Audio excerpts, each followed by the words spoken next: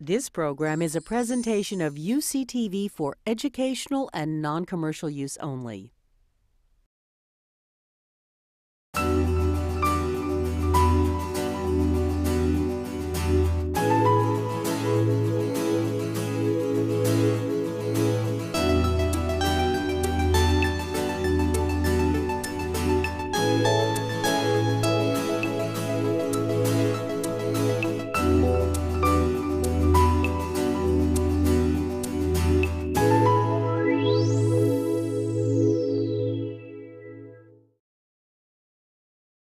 We wanted to bring Anita Diamant to our campus and community for several years.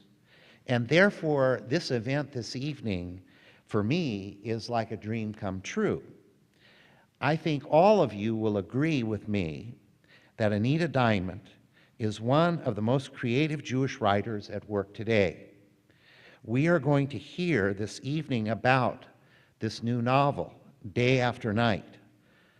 I will not take any time from her presentation this evening by repeating all of the information about her publications, her career as a journalist, that you find in our program booklet.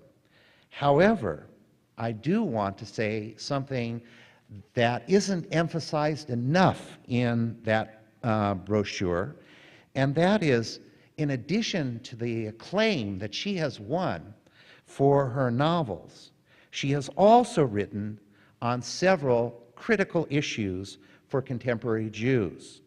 I note that she was a finalist for the New Jews Brofman Big Ideas series at Brandeis University, where she proposed, following Rabbi Isaac Mayer Weiss's Minhag America, the American Jewish custom, that despite all of our differences, there is a vibrant and distinctive Jewish life that has emerged in America and has its own integrity and identity.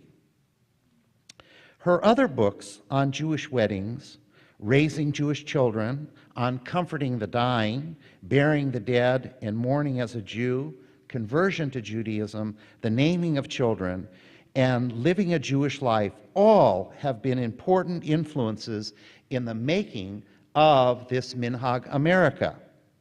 She not only describes, but she also creates. For example, she is the co-founder of Mayim Chaim, Living Waters Community Mikveh, and Paula Brody and Family Education Center in Newton, Massachusetts.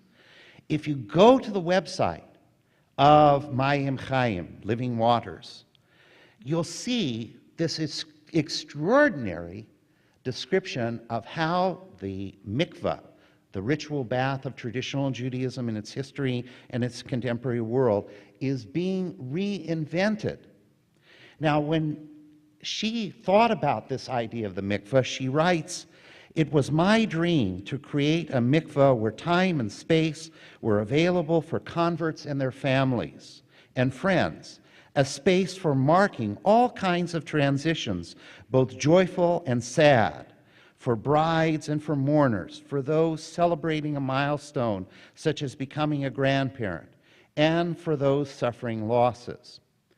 It's a great pleasure tonight to bring to our campus, for you, one of the great writers of our world today, extraordinary individual, helping to create this Minhag America. Please welcome Anita Diamant. I'm here to talk about my new novel and explain to you a little bit about where it came from. Read a little bit from the early parts of the book. I hate readings that give away plot, so I promise not to. For those of you who haven't read it yet, I won't spoil anything for you. And then hopefully have an opportunity to do questions and answers, and so that I can respond to questions that you might have come with this evening or that come up as a result of what I'm saying. One of the questions that I inevitably get is where do you get your ideas from? And writers actually joke with each other, and how do you answer that? From the idea store or from the idea tree? But alas, there is no such thing. My ideas kind of find me, and I'm, of course, always half looking for them. years as a weekly columnist for a newspaper will do that for you. I wrote a weekly column for the Boston Globe Sunday magazine and monthly columns for monthly magazines for a while. So the minute I finished one, there was another one staring me in the face. So I viewed my world as potential column fodder for many, many years. And my friends got nervous, actually, whenever I came towards them. But with a novel, it's not so different. I'm always sort of looking for ideas, or I'm open to them. But it has to be a bigger idea than a 500 or a 750-word essay. The idea has to be alive somehow. It has to be juicy. It has to be filled with characters and place as well. And it has to do that because it has to sustain my interest as a writer for years. Also, my loathing and fear and my disinterest and I wish that I had never done this before, but still, it's like getting married, in other words, to an idea for... my husband's a great guy, really. But so the answer to the question, where do you get your ideas, is always different for me. But looking at the 4 novels that I have written so far, I know that there is one inspiration that sort of underlines all of them, which I just realized a few years ago. I was rushing to get on an airplane, and I realized I didn't have anything to read, and grabbed an old book from my college days, because it was short. It was a short flight. And I took it with me on the airplane, and I opened it, and I practically grabbed the woman sitting next to me and saying, "Oh my God, this is why I wrote The Red Tent." And that book is Virginia Woolf's A Room of One's Own. And I know it was my college undergraduate book because it was a 75-cent paperback. That's how old it was. In A Room of One's Own, which is actually, I commend it to you again, it's a very funny book. It was delivered as a lecture to a women's college. In that short essay, Virginia Woolf challenged her readers to imagine the lives of women who had really been silent in history. She basically posited that women were invisible prior to the 18th century, that they certainly had not written their own lives, that we didn't really know anything about, for example, the women of Shakespeare, except for the characters that he had made. And The Red Tent was, in a way, an unconscious response to that clarion call that I heard probably as a 19-year-old undergraduate.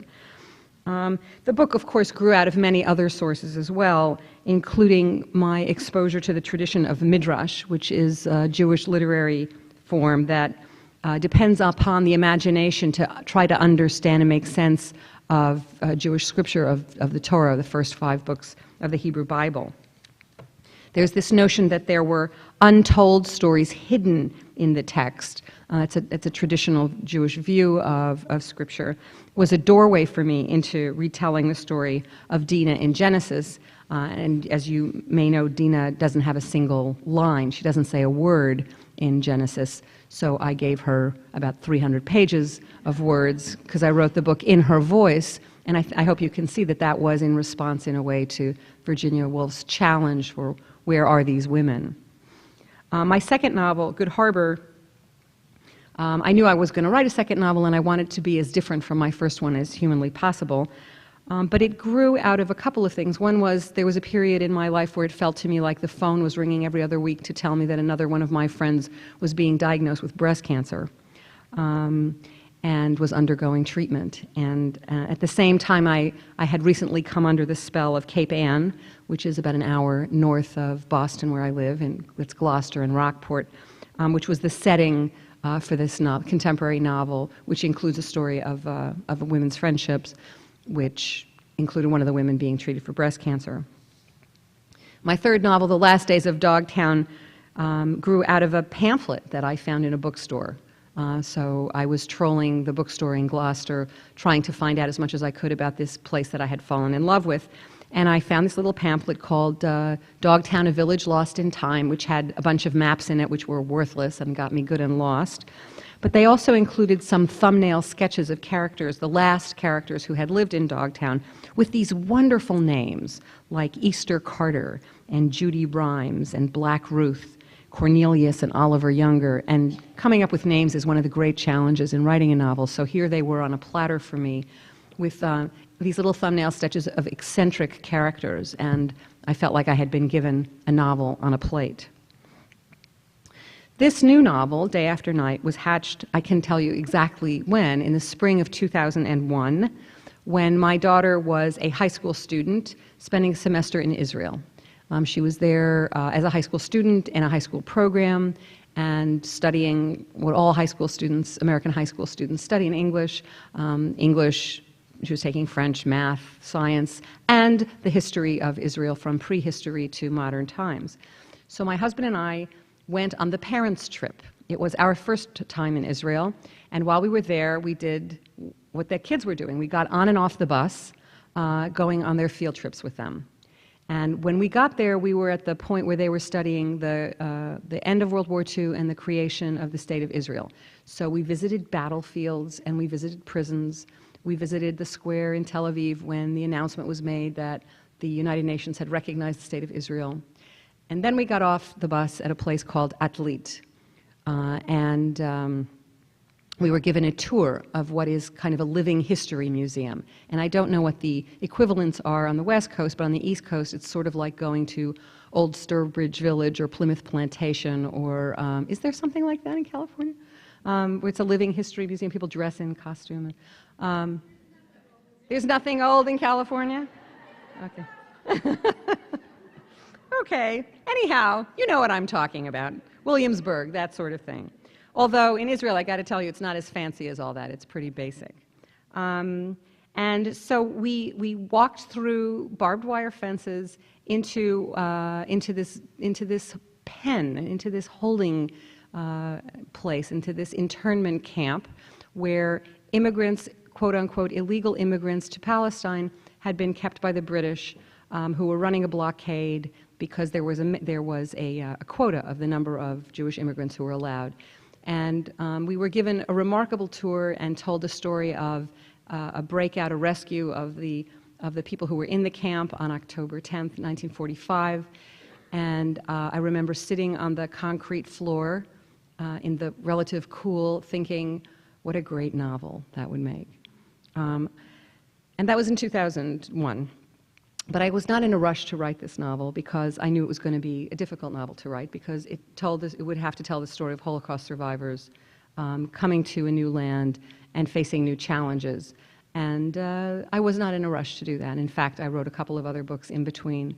But this idea kept tapping me on my shoulder, and ultimately I turned and faced it and signed a contract and spent 3.5 years inventing the characters who will tell the story of Atlit and of the rescue from Atlit in Day After Night. I returned to Atlit to do research 2 other times as I worked on the book, and I got to know the physical landscape of the place better and better each time. Inside this large main building where immigrants had been processed, separated men from women, their clothes taken from them, sent to showers, terrifying the people who had seen that in Europe, in concentration camps. Inside this large building, which is enormous, it's like a hangar practically, there were photographs up on the walls of people who had been recent immigrants staring out through those barbed wire fences, just like the ones in not only in the concentration camps, but also in displaced persons camps right after World War II. And those photographs at least gave me the sense of standing in their shoes and seeing through their eyes in this beautiful, in this desolate, brutal, and dehumanizing place, suddenly recreated in Palestine. It must have been so painful for them to be standing on this longed-for land, on this destination, and be locked up at the same time.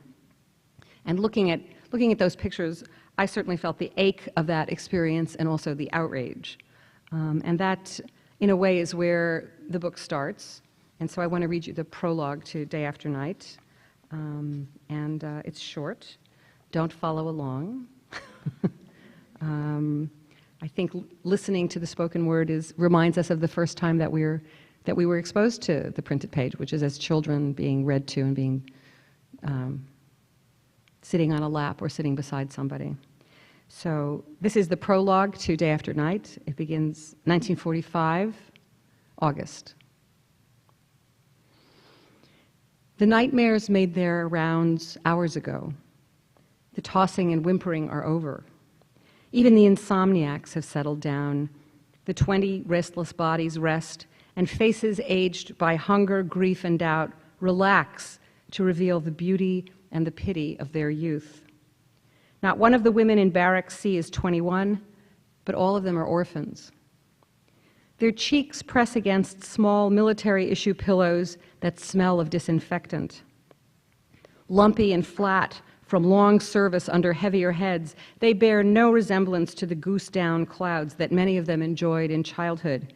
And yet, the girls burrow into them with perfect contentment, embracing them like teddy bears. There were no pillows for them in the other barracks. No one gives a pillow to an animal. The British built Atlit in 1938 to house their own troops.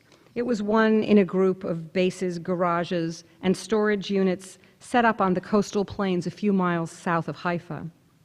But at the end of the World War, as European Jews began making their way to the ancestral homeland in violation of international political agreements, the mandate in Palestine became messier, which is how it came to pass that Atlit was turned into a prison, or in the language of command, a detention center for refugees without permissory papers. The English arrested thousands as illegal immigrants, sent most of them to Atlit, but quickly set them free, like fish too small to fry. It was a perfectly forgettable compound of wooden barracks and buildings set out in rows on a scant square acre surrounded by weeds and potato fields. But the place offered a grim welcome to the exhausted remnant of the final solution, who could barely see past its barbed wire fences. 3 of them, in fact, concentric lines that scrawled a crabbed and painful hieroglyphic across the sky. Not a half mile to the west of Atlit, the Mediterranean breaks against a rocky shore. When the surf is high, you can hear the stones hiss and sigh in the tidal wash. On the eastern horizon, the foothills of the Carmel reach heavenward, in keeping with their name, Kerem El, the vineyard of God. Sometimes the candles of a village are visible in the high distance, but not at this hour. The night is too old for that now. It is cool in the mountains, but hot and damp in Atlit. The overhead lights throb and buzz in the moist air, heavy as a blanket, and nothing moves. Even the sentries in the guard towers are snoring, lulled by the stillness and sapped like their prisoners by the cumulative weight of the heat. There are no politics in this waning hour of the night, no regret, no delay, no waiting. All of that will return with the sun, and the waiting is worse than the heat. Everyone who is locked up in Atlit waits for an answer to the same questions. When will I get out of here? When will the past be over? There are only 170 prisoners in Atlit tonight, and fewer than 70 women in all. It is the same lopsided ratio on the chaotic roads of Poland and Germany, France and Italy. The same in the train stations and the displaced persons camps, in queues for water, identification cards, shoes, and information. The same quotient, too, in the creaking, leaky boats that secretly ferry survivors into Palestine. There is no mystery to this arithmetic. According to Nazi calculation, males produced more value alive than dead, if only marginally, if only temporarily, so they killed the women faster. In Barrack C, the corrugated roof releases the last degrees of yesterday's sun, warming the blouses and skirts that hang like ghosts from the rafters.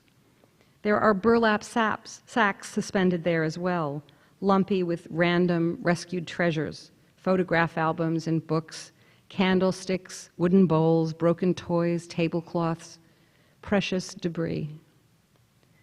The narrow cots are lined up unevenly against the naked wood walls, and the floor is littered with thin wool blankets kicked aside in the heat. A baby crib stands empty in the corner. In Haifa, the lights are burning in the bakeries where the bread rises and the workers pour coffee and light cigarettes. On the kibbutz, among the pine trees high in the Carmel, the dairymen are rubbing their eyes and pulling on their boots. In Atlit, the women sleep. Nothing disturbs them. No one notices the soft stirring of a breeze, the blessing of the last and gentlest chapter of the day. It would be a kindness to prolong this peace and let them rest a bit longer, but the darkness is already heavy with the gathering light. The birds have no choice but to announce the dawn, and eyes begin to open. So that's where we begin, in the physical landscape. Oh, thank you. It's okay. So that's where we begin, in the physical landscape of this place. And place is very central in this book. That particular place, those particular barracks, those fences, there's still a barrack that's set up that sort of recreates what it looked like at the time. But more than the physical landscape, I was drawn to the historical and the emotional landscape of the time.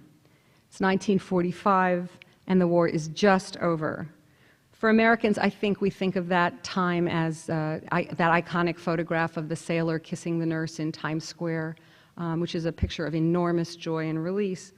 But the rejoicing was not so giddy for everybody in the world, and certainly not for the characters in my book or for the people who found themselves stuck in Atlit. Even after this triumph of reaching Palestine, an unlikely triumph, a place that many believed in the most primal way to be their home, they found themselves confronted with another trial, another stumbling block. But it was a mixed kind of message, because within the barbed wire enclosure, they found Jews from Palestine reassuring them, don't worry, you're safe, this is temporary, we're going to help you. And they were being told this, these survivors, by Jews with sunburns and muscles, speaking in Hebrew. Who were they supposed to believe? How could they hope? So Day After Night explores this dual reality of being imprisoned and home at the same time, of being subjected to these early morning roll calls, and then in the afternoon being offered Hebrew language classes, of sleeping on planks in crude barracks, but having more than enough food to eat. That was this weird conundrum facing the inmates at Atlit, and specifically my four girls, my main characters, whose names are Teddy, Zora, Shandel, and Leonie. And they are girls, little more than teenagers who have suffered more in their short lives than most grandparents ever know. And at its heart, I think Day After Night explores the question of how people manage unspeakable memories and yet move into the future at the same time. How do orphans, these are all orphans, cut off from everything they know, from family, from friends, from the language and the landscape and even the culture, the food that they know, cope with a new climate, a new culture, a new language, people who don't speak their own language, expectations for a whole new life. So I think of Day After Night as a book about resilience, but again, we tend as Americans, I think, to think of resilience as kind of cheerful and happy, but resilience in this setting includes a kind of bitter, tough resilience as well as a gentle and happy resilience. Taking on these multiple landscapes is part of, I think, all fiction writing, but there's a special kind of challenge to it when you're writing historical fiction, when I'm writing into the past. Because describing Atlit as it was for refugees of the Holocaust in 1945, even having visited there 3 times and doing research, was a huge leap of imagination, because I'm describing their experience not from the perspective of an omniscient narrator, but through the eyes of these particular characters. And that's a great act of chutzpah, to use the great Yiddish word, which is something that, believe it or not, Henry James was familiar with. In 1901, Henry James wrote a letter to a novelist whose name was Sarah Orne Jewett, who had just published a historical novel. She was actually a very popular novelist at the time, and this was something called The Tory Lover. So he writes this letter to a novelist who's much younger and less famous than him. And this is what he wrote to her, quote, "The historic novel is condemned to a fatal cheapness for the simple reason that the difficulty of the job is inordinate." I feel so bad for Sarah Orne Jewett to get this letter. Henry James wrote, quote, "You may multiply the little facts that can be gotten from pictures and documents, from relics and prints as much as you like. The real thing is almost impossible to do. I mean the invention, the representation of the old consciousness, the soul, the horizon, the vision of the individuals. You have to think up with your modern apparatus a man, a woman, or rather 50, whose own thinking was intensely otherwise conditioned. You have to simplify back by an amazing tour de force, and even then, it's all humbug. I actually think Henry James has a point. I think the modern apparatus, we're really not even aware of how the modern apparatus functions as blinders. It makes us think that the way we understand the world is the way that people in the past understood the world. It is hard to see past the horizons of our own assumptions, our language, everything we take for granted. When I wrote The Red Tent, I was certainly, in some ways, risking being an enormous humbug because I was reaching back thousands of years. How could I, as a contemporary person living in the 20th century, imagine a world without everything, without clocks and calendars, without literacy, without antibiotics, without caffeine? It's really tough to think that far back. In Day After Night, you might think it would be a little easier. It's really not so far. I was born in the 20th century. I was actually born in 1951. You can do the math. This is set in 1945. And yet the experience of my protagonists, these Holocaust survivors, is equally unthinkable. My modern apparatus, in a way, as much as we read, as much as we see movies, as much as we see documentaries, you run up against the impossibility of imagining back. To place myself inside that terror and to presume to speak for it, this is an enormous act of chutzpah, which probably explains why it took me a long time to decide that I was going to try and risk it and write this book. But I did write Day After Night because all of those landscapes, the geographical, the historical, and the emotional, were just too compelling for me not to risk the attempt at setting aside my modern apparatus, at trying to explore what was different in the way I understand the world from the way that these young girls would have understood the world a generation before me, from inside that consciousness, the souls of my four fictional protagonists. And of course, I'm not in complete agreement with Henry James on the subject of historical fiction. Even though I couldn't completely jettison my modern intellectual and cultural apparatus while writing The Red Tent, some things don't change. The body is still the body. The human body is still the human body, which is also an ancient apparatus. We all grow and come of age. We enjoy food. We discover sex. We endure childbirth and aging and death. And all that pleasure and pain is not specific to any particular time or place, which makes it possible to take the risk into writing historical fiction and to imagine the world of 1945, when I learned through my research, survivors were really discouraged from talking about what they had lived through. When victims of horrible violence were expected to put all the pain behind them and focus only on the work at hand and the dream of the future. This was a world awash in secrets and in guilt. There was the guilt of those who had survived. Why me? Why not my brother, my sister, my sainted mother? But also the guilt of those who hadn't suffered as much, who had survived without enduring concentration camps. And the guilt of those who were ashamed that they had not known more or done more to stop the slaughter. So in Day After Night, I tried to burrow into all of those silences a little, and I do believe that I can reach beyond my own historical and geographical and cultural horizon, because all human beings do experience suffering and recovery and loss and resilience in some form or other. And I think that's the reason we have the arts, is to transcend, to provide us with ways to transcend time and to transport us, however provisionally or briefly, to really unfamiliar landscapes where we can see and understand the world and history and the soul in different ways. And I think that's why storytelling is so important. Because when you finish reading a story that opens your heart up to a new insight about what it means to be human, I think the universe tips, however slightly, in the direction of compassion and maybe even in the direction of peace. So I chose to tell this story from the perspective of four different characters, as I mentioned before: Teddy, Zora, Shandel, and Leonie. And I want to introduce you to them briefly, just by reading the introductory paragraphs, so you get to meet these four girls.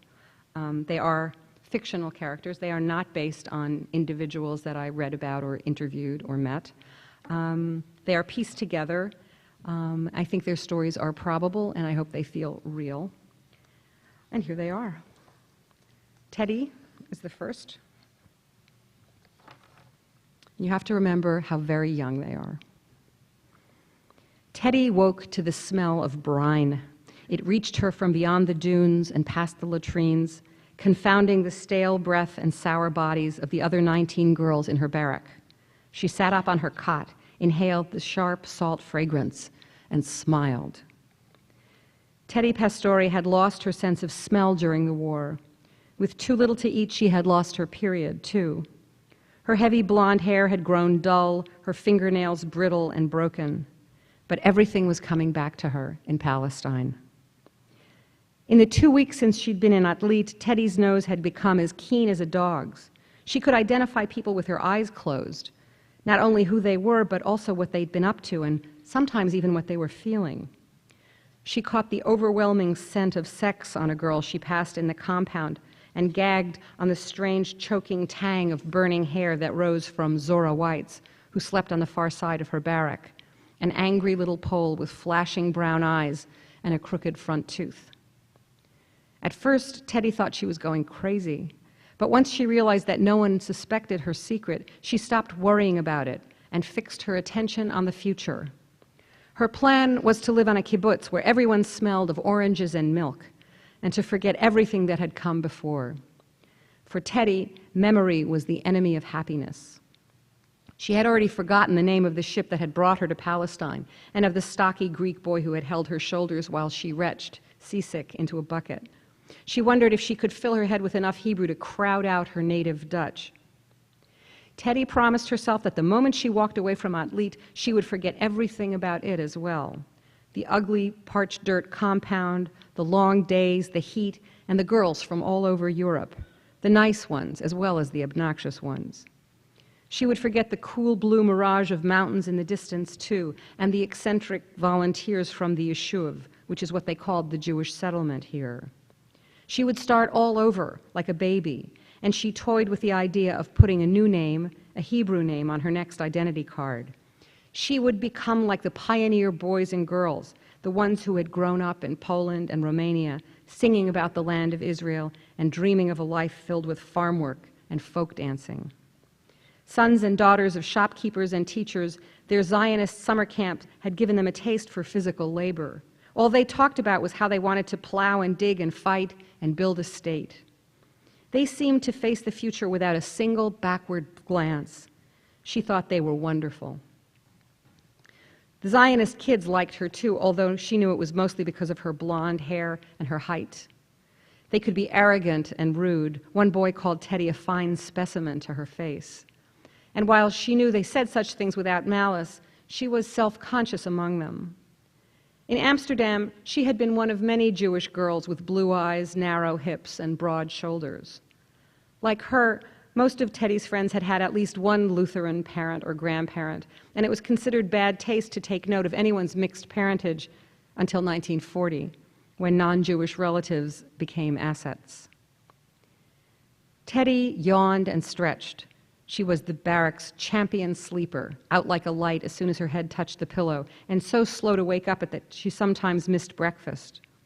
When she finally put her feet on the cool cement floor, she realized that she was alone and quickly pulled on her dress. On her way out, Teddy noticed Zora curled in a tight ball on her cot near the door, which Teddy closed as quietly as she could. Then she ran toward the latrine, telling herself not to worry. There really was no danger of going hungry in Atlit. Even when the kitchen ran out of tea or sugar, there was always plenty of bread and cucumbers and that tomato salad the locals seemed to think was a fit dish for breakfast. Sitting on the toilet, she tried to remember the word for tomato. Agvania, she said. What? Came a voice from behind the partition. I didn't know anyone was here, said Teddy.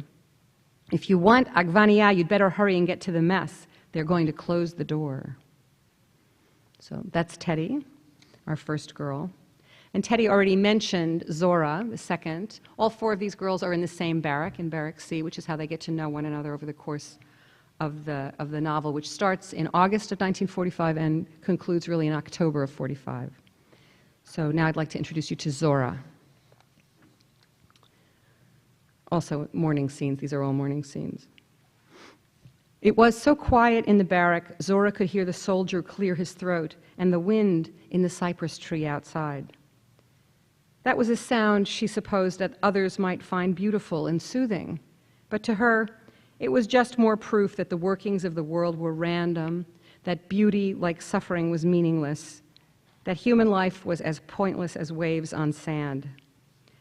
Zora hated the sea as much as she hated the wind in the trees. She hated Teddy on the far side of the room for the ease with which she fell asleep. But most of all, she hated the way people kept thanking God. Even now, even here, where they were imprisoned for breaking rules made in a distant, irrelevant past, in the time before words like boxcar and lampshade could chill you to the bone. So many words had become unmoored from their old meanings. The English called them illegal immigrants, but Zora recognized the term for what it was, a polite version of filthy yid. What other explanation could there be for a place like Atlit? She squeezed her eyes shut and dared God to stop her from hating everything in his creation, including this Palestine, this promised, this holy land.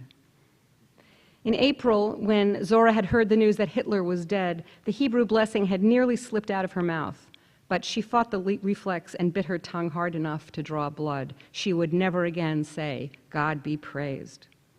Her mother and father would have said it. Her grandmothers and grandfathers, her aunts, uncles, and cousins would have said it, along with the professional beggars who had worked her street in the poorest of Warsaw's Jewish neighborhood. Zora cursed everyone in Atlit who said those words, especially the men who prayed morning and evening, wrapped in their dirty prayer shawls. How dare they? That's Zora. The last two girls, Shandel and Leonie, actually know each other a little bit before they get to Atlit. They meet on the way there. So I'm going to introduce them to you together again in an early morning moment in the barrack. Shandel begins whispering, I think Zora may have a crush on the guard with the thick glasses, she said as she whispered into Leonie's cot. No one else in the barrack was awake yet, which meant it was their time to talk. In the last week, she's asked me 3 times if I've seen him, and at last night at the party, she kept looking around as if she was waiting for someone. I can't imagine what your toes must feel like, Shandel went on. I saw you dancing with that oaf Otto. I don't think he's good enough for you, chérie. I don't mind hairy men so much, but given the lack of girls around here, even I could probably do better. Don't talk about yourself like that, said Leonie, as she pushed a wisp of wiry hair behind her friend's ear. Lots of boys wanted to dance with you. The celebration had taken place in honor of the most improbable and romantic coincidence imaginable. A girl from a new group of detainees had recognized her childhood sweetheart through the fence, and when they opened the gate, the two of them fell into each other's arms.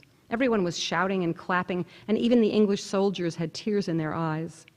Colonel Bryce, the camp commander, had given permission for a party. The cook had attempted a cake. A bottle of schnapps had appeared. One of the newcomers had a violin, and the dancing went on until midnight. They snuck the boyfriend into the girls' barrack, Shandel said. I'll bet nobody slept the whole night over there. Even if they hung up blankets around them, everyone must have been listening, though it would have been worse in the boys' barrack, don't you think? She continued, dropping her voice even lower. You know what they would have been doing, don't you? Leonie wrinkled her nose, which was Roman in profile and in perfect proportion to the rest of her features. Shandel often thought the only reason that the great beauty of Atlit tolerated her attentions was the fact that she spoke a little French. Standing next to Leonie, Shandel felt like a real Polish peasant, with her coarse reddish mop of hair, her skinny legs, and a body shaped like a potato. Are you a prude? Shandel teased, hoping she had gotten the idiom right. I'm still set on finding us a couple of brothers when we get out of here, you know. Brothers who want to live close by each other. Nice, steady types. We live on a kibbutz, but on Sunday afternoon we can go to Tel Aviv, where there are shops and cafes, and we can sit over our coffee cups and watch the crowds pass by. Leonie said nothing but squeezed Shandel's hand, a signal for her to continue with the story she had recited every day, like morning prayers, since they'd gotten on the boat to Palestine. We'll eat ice cream and we'll go shopping. You will teach me how to dress, and I will show you how to make the best stuffed cabbage in the world. It'll be a good life for us. I'll find us the 2 brothers. We'll each have 2 children. Like Noah's Ark, said Leone on cue. Exactly. Like once upon a time, Leone sighed. Nearly everything about Palestine felt like make-believe to her. The bottomless baskets of soft bread and the bland white cheese seemed like food for angels or babies. Atlit itself felt like a fairy tale dungeon, the prisoners waiting for someone to end the evil spell and release them to live in the happy land of the kibbutz. And Hebrew was the most fantastic thing of all to her. A dead language walking around in the world, a holy tongue with slang for bullet and penis, and the magical power to invent or change whatever it needed. Abracadabra. So those are the 4 of them. And the 4 of them, and the reason I chose 4 was to talk about the diversity of responses to tragedy and how people move into the future. I am the child of survivors. They weren't camp survivors, but they survived the war in Europe. And my father was an optimist, and my mother was a pessimist. And both of those strategies served them well in very different ways to cope with what they'd gone through and to face life in America, not in Palestine, in their own ways. Anyway, I want to just finish my remarks by talking to you a little bit about the cover of this book, which I think is spectacular. It's a photograph, and the art director at Scribner, whose name is Rex Bonamelli, was determined that this should be a photograph, it should be archival, and sent me and the editors also photograph after photograph after photograph of 4 girls. He was looking specifically for a picture of 4 girls to match these 4 characters in my book, and they were all wrong. They were either wearing the wrong clothes or they were standing in the wrong place, and then when we got one that was okay, none of them was blonde, and Teddy's a blonde, so should we Photoshop that? It was too literal, it didn't work. And then finally I got an email that said, I think we found it. And he was right, because this image is so powerful and so evocative. Though it's not 4 girls, it's not these 4 girls. You might guess that it was shot in Palestine or Israel, but it wasn't. It's got great story attached to it, this photograph. This picture was taken in Germany in 1935 at a youth aliyah camp, at a camp where young Jewish kids went to sort of practice what it would be like to live in Palestine on a kibbutz. And the picture came from the archive of a famous photographer named Herbert Sonnenfeld, who was born in Berlin, and he and his wife Lenny chronicled Jewish life in Germany as long as they could until they left in 1939. They tried to emigrate to Palestine, but the British mandate, the quota was full, and they were not permitted to move there. So they came to the United States, and they spent the war years here and in other diaspora communities. They went to Israel as soon as they possibly could and took some of the great iconic pictures of the early state of Israel with boys in caps and bulging muscles and people dancing the hora. But this is a picture from 1935.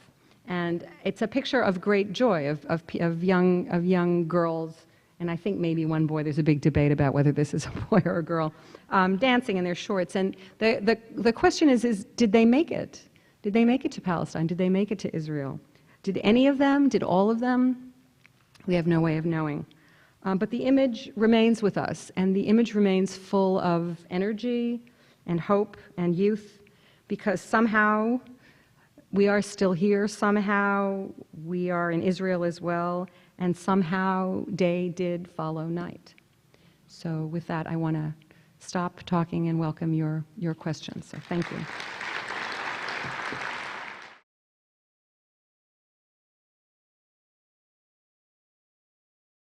Did you find yourself kind of haunted by the characters, by the locale, by the stories of these 4 women? Haunted is one way to put it. You sort of, when I'm writing a novel, I live with these characters in a kind of way, and again, I keep thinking of this image of being tapped on the shoulder. I don't always. There's an enormous amount of procrastination that goes into writing a novel, at least for me and the people that I know. So every now and then there would be this sort of push to move forward. And I'm also in a writing group, so my partners pushed me forward. But I found this very difficult to write because there's a lot of pain in their stories. And by the same token, I'm not somebody who likes to read books with no resolution, with no redemption at the end. So there has to be some turn, there has to be some possibility of healing and change and growth. So it was a challenge to be honest to the pain, at the same time to write something that I would want to read that includes, along with the pain, the possibility of healing, along with night, day. So they were very much with me. And people often ask if I miss them when I'm done. But by the time I'm done, I'm tired of them. Thanks. How did you go about that process to come up with these very definitive characters? Because they really carry the book. Yeah. Thank you. That's such a good question. I'm so confused about how to answer that because I sort of discover characters as I write them on the page. Teddy, who's the Dutch girl who starts the book, with her I found her name first. And naming, as I said before, is really tough. And her name, Teddy and Pastore, also came to me. I don't know. I liked the sound of it, and I had read about, and I actually had. I think part of that comes from having met somebody who many years ago was a man who's Dutch. And who said, he's not Jewish, many years after the war, that on his block in Amsterdam, there were a lot of people who hid Jews. And it just wasn't talked about. And he had to push people in his family to talk about what had happened. So, of course, Anne Frank is the great iconic story, and there's a new book about that whole experience this year. So I wanted to learn more about the Dutch experience. So I read about Dutch Jews, and there's actually a book this thick about the experience of Dutch Jews. So that's where that one came from. Schendel is based loosely on sort of partisans, on stories and documentary material about partisans, but there's not a lot written about the girls who were in the woods with the boys, who were really fighting. And so I wanted to imagine what that experience would have been like.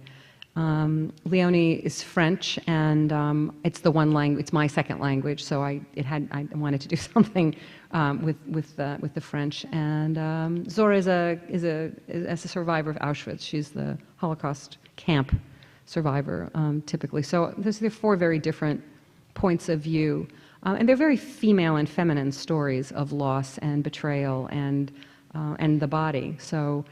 I wanted to talk about the multiplicity of those experiences, and I got to know them more and more as I wrote and revised as well, and they changed. The names changed along the way as well, except for Teddy, that one from the beginning. I don't know why. It's a mystery. I wondered if you could comment whether this came up for your characters or whether it was something that you found in your research. Is that I'm just wondering about the parallels between their experience and the birth of Zionism and a lot of the feelings that went along with being in Israel at that time. And one thing that I found, and I'm trying to figure out how to formulate these, there's a lot of feelings about this for me, but when I visited my relatives as a very young child, there was an anger. You know, they wouldn't speak English to me. They wouldn't write in English to me, even when my Hebrew wasn't great. Later on, when I lived there, my Hebrew was much better. It was fine. Now when they write me in their old age, you know, they've mellowed a little bit, and they'll throw in a few English words. But it was like a fierce kind of anger and fierce kind of Zionistic feeling. And I'm just wondering if you came upon that, and if you could comment on whether or not there is a relationship between the experience they went through and connected to that, why they chose to go to Israel versus going to other places. And it's a convoluted question, but I've been sort of haunted by this relationship with them and wondering about their experience and what went into that, paralleled with the birth of the state and those fierce feelings of, you know. Right. Anyway. But it's complicated. I mean, the founding of the State of Israel was it was the end of the war, and the testimony of people coming over from Europe, and the secrets and the guilt and it's one of the more upsetting pieces of research that I read was about for people who were living already in Palestine, who were part of the Jewish community, the Yishuv, there was also anger at the survivors. I think it exposed their own weakness. It was a very complicated psychological mess. So there was anger. There was anger from survivors. Why didn't you do more for us? There was anger from the people in the Yishuv about them, and that, the language of the sheep, the sheep to slaughter, which everybody is repudiating now. There was anger that, why didn't you fight stronger? And there's actually an exchange in the book, that you think that you have no idea what we went through. How dare you look at us that way? So there's all that, and most of this is unspoken. And that makes it more impacted and unhealthy in some ways. And one of the things I learned in Tom Segev's book, The 6 Million, was important for my research, was that really people started talking openly only after the Eichmann trials in 1961, and it sort of like ripped the scab off, and people, which isn't to say that people weren't writing memoirs and weren't doing it, but it was not a public conversation. There was just a huge amount of silence and pain. So I think that feeds anger as well. Not everybody. I mean, some people temperamentally and for all sorts of other reasons were able to move forward without that. But when you're talking about this collective trauma, I don't see how it doesn't not have a huge impact on people in anger and bitterness as well as hope and joy. So, convoluted answer. Complicated question. We'll be writing books and making movies about this for generations, I'm sure. My name is Ilan Levy. Hello. I was born in Israel. I figured. To a father who spent a year in Atlit. After the war. He arrived in Palestine in 1940. Oh. And I think he left, he didn't have much choice about where to go. Yeah. And he ended up in Atlit for about a year and got out in 1942. I'm very interested in that time of his life, which he never spoke much about, and probably for the many reasons you state. But is there any source of information that you've come across in your research that can maybe give me some more details about that portion of his life? I actually met a woman in Miami who had been in Atlit early too, like in 1942. And she was there for a long time as well. So it was used as an internment camp for years and years. And it is remarkable how little documentation there is of that period and of this period as well. And so the historians at Atlit are trying to collect as much as possible. But what I was able to read are very short little, like a paragraph or 2 paragraphs long of memories that people seemed willing or able to come out with. So I think there's, we think that modern history is so well documented, but in fact there are these big gaps. So actually the next time, you should look at the website for Atlit and be in touch with them and see if they have material from, my interest was very narrowly focused on 1945, but I do know that, and people actually stayed in the camp for relatively short periods because there was such pressure on it. But I've learned that people were kept for long periods of time and it was miserable. The woman I met in Miami, it was a miserable experience, and she was hungry, and it was hot, and it was just waiting. It was a prison. It was a prison. Actually, after the state was found in 1948, the Israelis used it as an absorption camp, and it was miserable then too, and it was very crowded, and there were tents as well as barracks. So it was a place of misery for a very long time.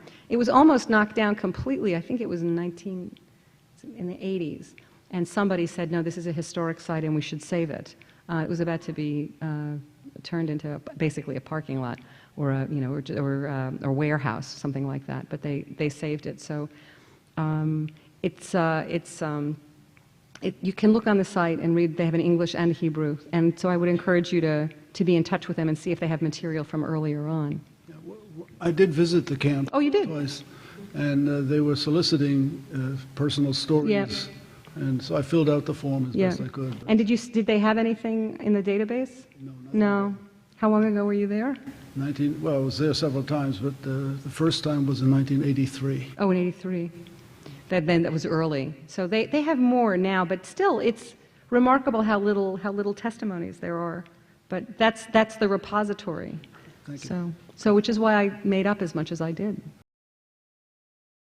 I really appreciate historical novels for their powerful ability to transport and inform people of other times and places that they may not be exposed to. But I wonder how you resolve that with the other prime directive for writers is to write what they know. Well, I'm not sure that that's, well, I know about the You've human, heard I know that about phrase the, so I know, of often. course, everybody, it's the great cliche, but if that was absolutely the case, then you wouldn't nobody would write historical fiction, because how do we really know? I mean, you can do as much research, this is Henry James's, as Henry James said, write what you know. You can't do that. You're doomed to, to this sort of fallacy, some sort of, that your modern understanding of things is going to wreck what you write. It's dishonest. But I don't agree with that completely. And it's a risk. And some people who write what they know write badly, too. So, I mean, it's like writing about what you know doesn't mean that you have insight into what you know. So you just put that aside then? You just put all that aside and just go for it? Yeah, if you're going to write historical fiction, absolutely. Or if you're going to write about anybody who's not exactly like you. I mean, how narrowly are you going to define that, too? Does that mean men can't write about women and women can't write about men? Does that mean I can't have characters in my book who are freed African slaves, as they are in one of my books? I mean, does that mean I'm limited? I can only write about Jewish women who were born in 1951 and have one child? And how narrow do we get here? It's a very confining cliche. It is a but you hear it in your head. Oh, all the time, yeah. And it is a sort of like, how dare you? There is that kind of how dare you. But I think that's true whenever you sit down to write. For me, and it's like, someone else is going to do it better, has done it better, but you just ignore it. What is your daily work schedule like, and how do you work as a writer? It's so boring. It really is. Once I'm really on a project, I'm worrying about it all the time, thinking about it all the time, and the work includes doing research, and I tend to do research and writing simultaneously. Although I'll do some research to start, to have a sense of where I'm starting from, and then the research and the writing feed each other. As I write something, I realize I'll need to know something that I didn't realize I needed to know, like for example, the food. What were they eating at Atlee? What were they being served? And what weren't they being served? And I didn't want to make mistakes like that. So I'll do the research on that as I'm writing a food scene. So the writing and the research feed each other. They go back and forth. I give myself deadlines. I want to be this far by the end of the summer. And being a journalist is very helpful in that I actually make my deadlines. My publishers love me. A lot of novelists don't make their deadlines. But that was beaten into me for 20 years of being a journalist, which I find really helpful. And I revise endlessly, constantly, till the very end. And whenever I read anything, I think, oh, I would not write that word. I would use a different word. I'm also very lucky. I have a writing group, which is there are 3 of us. And it's changed over the years, but right now it's Steve Macaulay and Amy Hoffman and me, and we meet every 6 weeks or so and exchange drafts and give each other feedback, and also provide the kind of support that you need when you work by yourself all the time. So we're cheerleaders as much as we are editors for each other. It's really been important for me. So that's a little bit of how, and as I'm approaching the end of, getting closer and closer to the deadline, I get very serious and I work long hours. I tend to write in the mornings after a lot of coffee and walking the dog. And now I'm in between, and this is the longest actually I've been between deadlines, and I look forward actually to going home and getting started on something new next month.